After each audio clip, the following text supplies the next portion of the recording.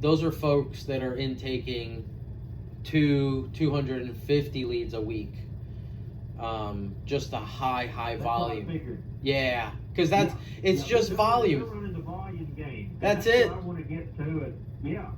Yeah, I It think, gets to be a whole lot easier when you have a volume like that. of course, because once the math starts working out and you say, okay, if I can do 5 or 6 or 7 deals off of 80, 100 leads, 120 leads, then man, I should be able to knock out 10 to 12, 15 deals if I can get 200 or 250 leads. So the math, it just works. And what happens is a lot of agents, it's hard for them to take on that risk and say, okay, I'm going to go from spending, $100 a day to possibly 200 or 250 in some cases, where you're spending a couple $1,000s a week, but you're producing 50, 60, you're producing really large numbers. So once you get over that and understand that, and you have the production, at a lower level. So I would say, I always like to start ads 50 to $70 a day, somewhere in that vicinity is going to give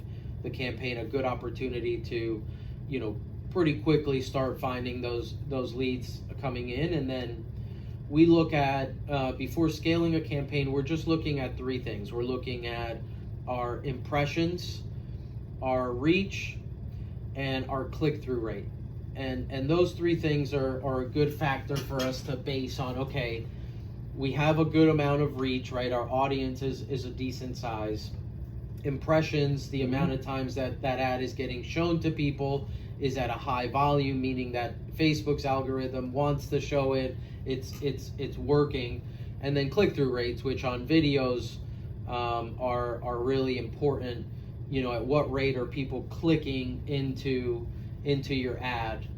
So if we see those numbers kind of gear up, then we start pressing the gas and start moving that ad spend up to where eventually, again, we're going to get you to 100 leads a week, then push towards 150, then push and onward, and hopefully get you to that place where you can get yourself 200 plus leads a week, which is, again, where I think the real game begins.